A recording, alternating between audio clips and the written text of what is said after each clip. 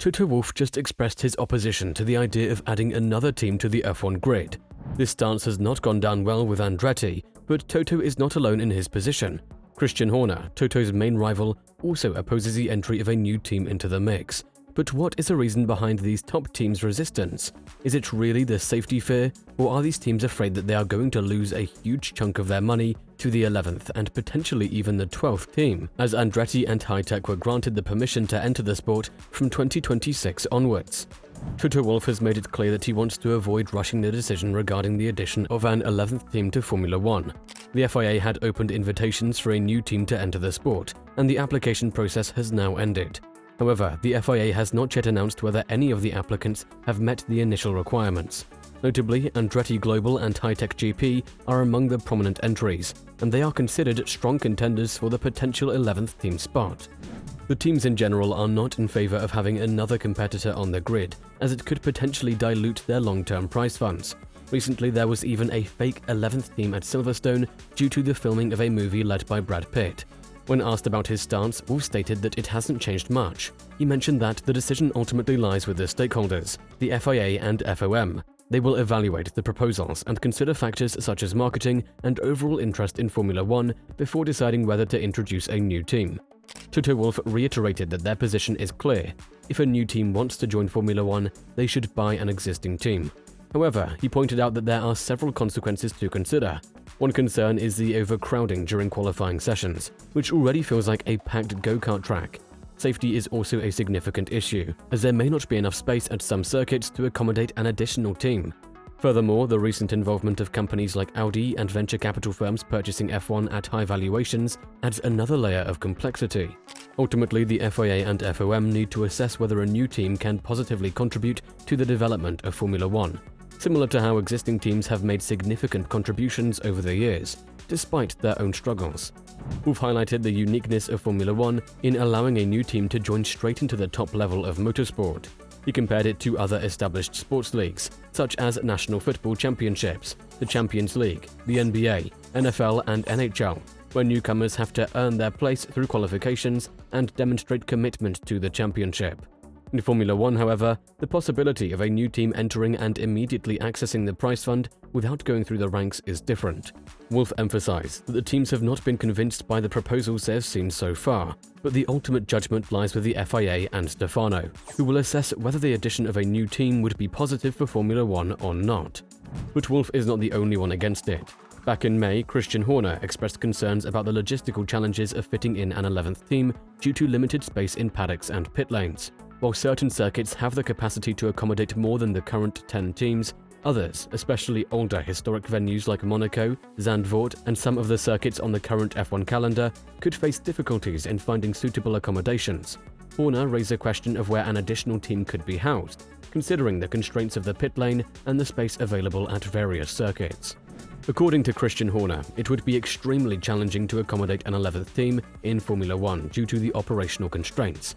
The logistical issues involve finding space for motorhomes, support facilities, and parking the trucks. Horner believes that the sport's current structure makes it difficult to incorporate an additional team.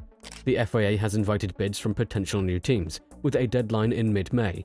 The sporting regulations for 2023 specify a maximum of 26 cars in the championship. Some of the potential new teams include Andretti Cadillac, backed by a US entity, and Panthera Team Asia. In recent years, Formula One has consisted of 10 teams, but there were 12 teams in the past, and even more in the 1980s and 1990s, requiring pre-qualifying to manage the field. The existing teams, although not involved in the decision-making process, have been hesitant about expanding the grid, as they are concerned about potentially diluting the overall revenues in a sport that is currently enjoying increased popularity. Existing teams have been clear about their opposition to allowing a new entrant into Formula One, and Stefano Domenicali, the CEO of F1, supports their position. He emphasizes that any new team must bring added value to the sport, echoing the argument previously made by Mercedes team principal Toto Wolff.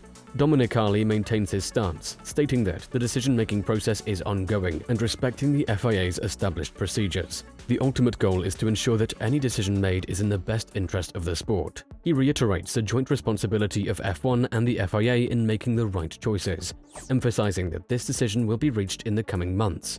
When asked about the potential positives of allowing the Andretti Cadillac bid to proceed, Domenicali acknowledges that there are both positive and negative aspects that need to be evaluated. He refrains from providing any spoilers or anticipation, highlighting the seriousness and accuracy with which the evaluation is being conducted. He assures that once ready, discussions will take place with the FIA and updates will be shared accordingly.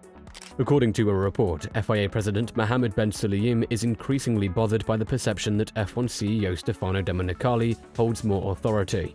As a result, there is speculation that Ben Sulayem might use Andretti's bid to assert his position. Conflicts between the heads of Formula One and the FIA are not uncommon. Previous disagreements have arisen over topics like the rumored sale price of F1 and the potential entry of new teams into the series. However, these clashes had subsided in recent months when Ben Sulayem reduced his involvement in the day-to-day operations of the FIA's Formula One division. Could this period of calm be coming to an end? The FIA recently invited potential new teams to express their interest in joining Formula One. Several candidates submitted their applications before the deadline, and these are now being reviewed. The most talked about bid comes from Andretti Autosport in partnership with General Motors. According to Automotor und Sport, this bid is likely to be approved by the FIA, paving the way for Andretti to join the grid as early as 2025. FIA President Ben Sulayem has been a vocal supporter of the Andretti bid, expressing surprise at the resistance from other teams. The main point of contention seems to be money, as existing teams are unwilling to sacrifice their share of the lucrative F1 prize pool.